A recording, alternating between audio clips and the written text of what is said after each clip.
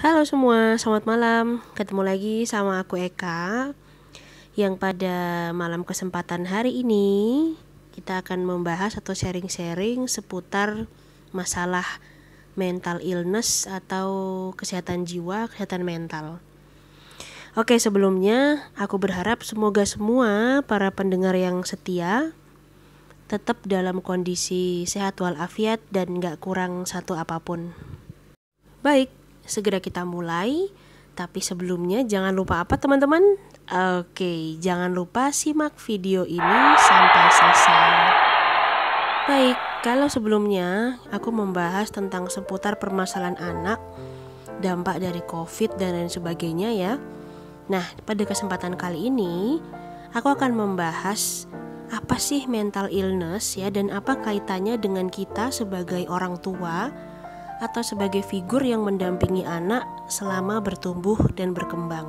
Nah, apakah dampaknya, apa gejalanya, dan bagaimana cara kita untuk mereduksi atau mengurangi apabila kita di sini memiliki mental illness dan disertai dengan kita masih mengasuh anak.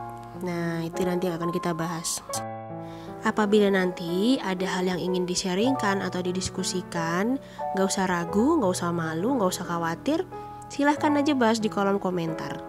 Siapa tahu hal-hal yang kita bahas itu dapat menginspirasi lebih banyak orang tua atau keluarga di luar sana untuk bisa survive apabila mereka memiliki mental illness dan juga sedang mendampingi anak dalam bertumbuh dan berkembang. Baik, mari kita simak bersama. Nah, mental illness atau gangguan mental, kesehatan jiwa, gangguan jiwa dan sebagainya, ini adalah suatu kondisi atau situasi yang cenderung mempengaruhi suasana hati seseorang, ya, kemudian pikiran, dan kemudian berdampak kepada perilaku atau tindakan-tindakan yang diputuskan. Nah, dikatakan gangguan mental tentu saja ini karena perilaku yang diputuskan atau tindakan yang diambil itu cenderung bisa dikatakan maladaptif atau membawa dampak atau perilaku yang tidak baik untuk diri sendiri maupun bagi lingkungan sosial. Oke, teman-teman Mbak Eka dimanapun berada, jadi mental illness ini jenisnya sangat banyak ya.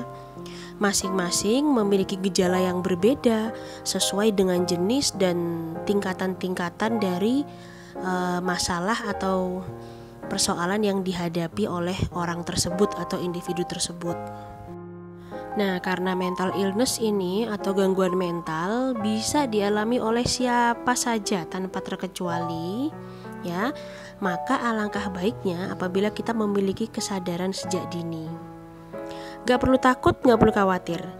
Meskipun mental illness ini jumlahnya sangat banyak, namun ada kabar baiknya nih, ada kabar gembiranya ya. Mental illness atau gangguan mental ini tetap bisa diobati dan dikendalikan ya oleh para ahli-ahli yang memang memiliki kapasitas untuk melakukan hal ini. Misalnya oleh psikolog dan para terapis itu bisa menggunakan panduan psikoterapi setelah mendapat diagnosis. Nah, nanti dari segi medis atau dari segi kedokteran jiwa tentunya ya, itu ada farmakoterapi dan lain sebagainya. Maka nggak perlu takut dan nggak perlu khawatir. Baik, berdasarkan catatan dari panduan berbagai macam gangguan mental yang ada ya, di sini tercatat lebih dari 200 jenis persoalan atau masalah-masalah mental yang menyebabkan terjadinya gangguan mental atau mental illness. Dari tadi kalau Mbak Eka bilang banyak ada jenisnya, ada banyak apa yang ada. Nah, sekarang teman-teman sudah punya gambaran bahwa ternyata yang sudah tercatat ada 200 lebih jenis-jenis gangguan yang sudah ditemukan. Baik, yuk sekarang kita masuk, kita lihat apa saja gejala-gejala yang ini yang Mbak Eka contohin yang umum terjadi di masyarakat ya, atau yang mirip gejalanya tapi cukup sering Mbak Eka jumpai juga ketika melakukan sesi konseling. Nah, nanti apabila ada yang termasuk ciri-ciri yang dibacakan sesuai dengan karakteristik kita, nggak usah khawatir, nggak usah cemas ya. Namun bisa nanti kalau sudah merasa butuh dan merasa perlu, mencari ahli-ahli untuk segera berkonsultasi. Nah, konsultasinya bisa kemana aja? Oke, yang pertama, kalau teman-teman dekat dengan rumah sakit atau puskesmas, teman-teman bisa datang kemudian mendaftarkan diri dan mengatur jadwal. Nah, apabila pada hari itu juga ada jam kosong, teman-teman bisa langsung berkonsultasi. Kemudian sebenarnya pada saat ini kalau dilihat ya udah cukup banyak praktek-praktek psikolog resmi atau terapis-terapis yang memang memiliki sertifikat untuk menangani persoalan ini. Itu sudah cukup banyak. Nah, teman-teman bisa datang ataupun juga bisa cek dulu nih, atur jadwal. Nah, untuk psikolognya dan lain sebagainya itu sudah bisa dicek ya teman-teman ya, secara resmi melalui HIMSI. Nah, kemudian apabila teman-teman merasa kok gejalanya cukup banyak ya yang mirip dari yang akan Mbak Eka sampaikan, nah teman-teman bisa mengunjungi nanti yang namanya psikiater, nah itu atau dokter ahli jiwa. Ya, kemana tempatnya? Tentu bisa ke rumah sakit jiwa setempat di kota tempat teman-teman berada. Nah, intinya seperti itu. Yang penting sekarang kita memiliki kesadaran bahwa kita harus merubah pola pikir, kita merubah kesadaran untuk kesehatan kita sendiri dan keluarga kita. Nah, akan mereka bacain ya, siap-siap nih. Nomor 1, di sini apabila kita memiliki orang tua atau kita menjadi orang tua yang memiliki karakter atau kepribadian sukanya sedih berkepanjangan. Oke, kira-kira maksudnya apa ya sedih berkepanjangan? Nah, sedih berkepanjangan ini contohnya kayak orang tua kita atau diri kita sendiri yang sedang menjadi orang tua. Ini misalnya menarik diri dari lingkungan, jadi gak pengen bergaul ya. Kemudian ngerasa semua yang dilakuin diri sendiri, dilakuin oleh suami, dilakuin oleh anak, itu gak akan ada dampak positifnya. Jadi sebelum memulai udah pasrah gitu ya, udah aduh pasti gagal dia dan lain sebagainya. Kemudian juga belum ada usaha untuk keluar dari masalah-masalah yang dihadapi. Dan yang ada tuh cuman merenung aja, kenapa ya ini terjadi sama aku, kok aku lagi, kok harus aku yang kena dan lain sebagainya. Nah, ini ciri-ciri yang pertama, yakni sedih berkepanjangan. Lanjut ya. Nomor 2. Nah, di sini gejala atau ciri-cirinya adalah kesulitan berpikir atau berkurangnya kemampuan untuk berkonsentrasi. Nah, tentu gejala ini terjadi apabila sebelumnya orang tua ini merupakan orang tua yang aktif, produktif, semangat ya. Kemudian tiba-tiba jadi hilang semuanya itu. Nah, kemampuan-kemampuan itu hilang dan lain sebagainya. Maka akan merujuk ke poin yang pertama tadi. Jadi cenderung hopeless dan lain sebagainya. Nah, biasanya kesulitan berpikir atau kurangnya kemampuan berkonsentrasi ini terjadi karena banyak hal. Bisa jadi faktor pemicunya itu paling besar pasti dari lingkungan sosial. Nah, adanya harapan yang gak mampu dipenuhi, kemudian berusaha untuk mewujudkan sesuatu yang gak mungkin. Nah, ini bisa jadi pemicu bahwa jadi udah malas mikir deh. Kemudian juga jadi gak konsen ke depannya ya. Nah, semoga yang kedua juga gak ada. Selanjutnya kita meluncur ke gejala atau ciri-ciri yang ketiga ya. Di sini ada orang tua yang cenderung mudah merasa ketakutan, kemudian dia juga cenderung sangat khawatir ya, dan merasa bersalah secara berlebihan. Situasi ini biasanya muncul karena orang tua yang bersangkutan yang sedang berperan sebagai orang tua ini merasa dulunya di masa kecil dia tidak punya banyak prestasi yang bisa dibanggakan, atau dia juga gak punya hal-hal yang sekiranya dia rasa jadi kemampuannya dia. Nah, dia takut ya anaknya juga akan mengalami hal yang sama. Kira-kira begitu teman-teman. Atau bisa juga muncul kecenderungan dari situasi lain. Jadi misalnya si anak punya gejala atau bawaan genetik yang menghambat proses tumbuh kembangnya. Atau ada hal-hal lain yang memang membuat orang tua ini jadi lebih protek ke anaknya ya. Jadi karena kelalaiannya maka mengakibatkan sesuatu yang jadi ia sesali seumur hidup ya, meskipun tidak harus demikian. Selanjutnya nomor 4. Nah, di sini ada orang tua yang memiliki kecenderungan tidak mampu mengatasi masalah sehari-hari. Situasi ini biasanya muncul bentukan dari pola asuh ya, turun-temurun. Nah, misalnya pada saat ini kita sebagai orang tua kok jadi nggak punya kemampuan untuk mengatasi masalah. Perlu disadari, biasanya di masa lampau atau di kehidupan kita sebelum berumah tangga dan memiliki anak, itu kita nggak terbiasa untuk diberikan kesempatan dalam memilih, membuat keputusan, dan bertindak. Artinya apa? Biasanya selalu ada campur tangan orang tua untuk membantu menyelesaikan masalah-masalah kita. Nah, sehingga pada saat kita sekarang sudah berkeluarga dan sudah memiliki anak, kita jadi bingung karena kita kehilangan figur lekat atau figur otoritas yang biasanya memilihkan apa yang kita mau. Nah, apabila kita sebagai orang tua kok memiliki persoalan ini, sulit mengatasi masalah, coba sekarang mulai beranikan diri membuat keputusan dari hal kecil. Nah, contohnya gimana? Contohnya dengan mensupport apa yang anak inginkan dan yang istilahnya ingin anak coba. Tentu dengan mempertimbangkan sisi baik dan buruk yang memang sesuai dengan kondisi anak serta keluarga saat ini.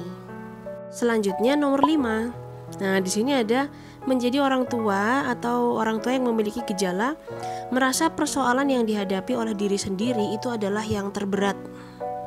Nah, ciri-ciri spesifiknya kira-kira gimana ya? Nah, contohnya kayak gini. Biasanya ini dialami oleh pasangan ya, jadi antar ibu dengan suami atau antar suami dengan istri. Merasa memiliki persoalan yang paling berat, biasanya merasa bahwa suaminya itu nggak bisa diajak komunikasi dengan baik. Jadi biasanya salah satu figur ini merasa bahwa beban kerja yang diterima sebagai ibu rumah tangga atau sebagai bapak rumah tangga ini adalah cenderung yang paling berat. Misalnya sembari mengurus anak harus mengurus rumah, atau yang bapak rumah tangga bekerja keras dan sebagainya di luar, jadi nggak bisa bantu urusan rumah. Dan hal ini akan semakin diperburuk dengan komunikasi yang nggak efektif atau komunikasi yang tidak memberikan win-win solution untuk kedua belah pihak. Meskipun perlu kita sadari bahwa dalam setiap persoalan dan adanya keputusan itu tidak mungkin kedua belah pihak akan diberikan sesuatu yang memang diinginkan. Nah, maka untuk karakter orang tua yang merasa persoalan masalahnya paling berat, ini memang perlu lebih legowo gitu bahasa Jawanya ya, kira-kira lebih menerima bahwa memang ya di dalam rumah tangga itu nggak ada posisi yang paling. Maka jangan segan untuk mengkomunikasikan persoalan-persoalan yang dihadapi dari hal kecil sampai hal besar, kira-kira begitu. Selanjutnya nomor 6. Nah, ini karakter orang tua yang memiliki gejala terburu-buru dalam membuat keputusan dan tidak memikirkan dampak jangka panjang dari apa yang diputuskan. Selanjutnya, gejala nomor 7, yakni selalu ingin mengontrol orang lain. Nah, dalam hal ini orang lain itu siapa? Bisa suami, bisa istri, bisa anak atau teman ya. Secara ekstrim. Jadi merasa bahwa apapun yang kita putuskan itu adalah yang terbaik karena kita merasa paling benar sendiri. Kemudian nomor 8 di sini adalah melakukan KDRT. Nah, ini udah cukup berat ya melakukan KDRT. Nah, KDRT ini bukan hanya dialami oleh kaum perempuan kalau saat ini, bahkan suami pun juga ada yang kena KDRT ya. Nah, dampaknya yang lebih parah tentu kalau KDRT ini terjadi di hadapan anak atau bahkan anak yang jadi korban. Nah, jadi hati-hati apabila sudah memiliki pasangan, entah itu suami atau istri, yang melakukan KDRT terutama secara terus-menerus, kemudian dia nggak merasa bersalah. Meskipun kita di posisi sebagai korban, tapi tidak ada salahnya untuk kita mencari pertolongan bagi diri sendiri minimal ya. Nomor 9 di sini adalah gejalanya terus-terusan menggunakan alkohol dan obat-obatan terlarang sehingga menimbulkan perilaku-perilaku yang maladaptif dan dapat merusak diri sendiri atau keluarga di rumah. Ya, nah ini segera cari bantuan. Segera ya. Nomor 10 atau yang terakhir, nah ini biasanya adalah gejala yang dimiliki oleh orang tua ya, yang biasanya kehilangan hak asuh anak atau ngerasa udah gak bisa keluar dari masalah yang berat ya. Bosan hidup atau memiliki ide untuk bunuh diri. Apabila sudah merasa malas ngerawat diri, malas ketemu orang lain, malas ngomong sama pasangan, malas ketemu anak dan lain sebagainya, segera, ingat, segera cari bantuan. Nah oke, baik, itu tadi 10 gejala gangguan mental yang bisa dimiliki oleh orang tua. Setelah dibaca ini, apabila ngerasa bahwa aduh kok ada salah satu ya, atau salah dua, atau salah tiga dari gejala-gejala yang dibacain tadi, gak usah ragu, gak usah malu untuk segera berkonsultasi pada tenaga ahli. Tapi apabila aduh malu atau nggak berani ketemu langsung untuk cerita, atau kalau aku kalau cerita sama orang secara langsung bisa gampang nangis malah nggak tuntas, nah nggak usah khawatir. Sekarang sudah banyak aplikasi online yang memang menyediakan jasa-jasa psikolog yang berpraktek secara online atau jasa-jasa psikiater, dan semuanya tentu mereka itu dilindungi oleh kode etik. Sehingga teman-teman sekalian, rekan-rekan ayah bunda dimanapun berada bisa berkonsultasi dengan tenang dan nyaman. Perlu diingat bahwa mental illness atau gangguan mental ini dapat diturunkan secara genetik kepada anak. Ya, sekali lagi dapat diturunkan secara genetik. Atau kalaupun tidak diturunkan secara genetik, maka biasanya perilakunya ini akan termodeling oleh anak, perilaku-perilaku maladaptif tadi tentunya ya. Dan itu tidak menutup kemungkinan akan membentuk kepribadian di masa depan si anak ini untuk melakukan hal yang sama seperti yang dia terima di masa kecilnya. Oke, baik, terima kasih karena sudah menyimak video ini sampai selesai. Semoga bermanfaat untuk ayah bunda semua dimanapun berada. Jangan takut untuk menyadari kondisi kita, ya, tetap sehat, tetap semangat. Apabila video ini bermanfaat, silahkan share kepada teman-teman lain, rekan, karib kerabat, dan sahabat yang membutuhkan. Baik, terima kasih, sampai jumpa pada video yang lain. Dadah!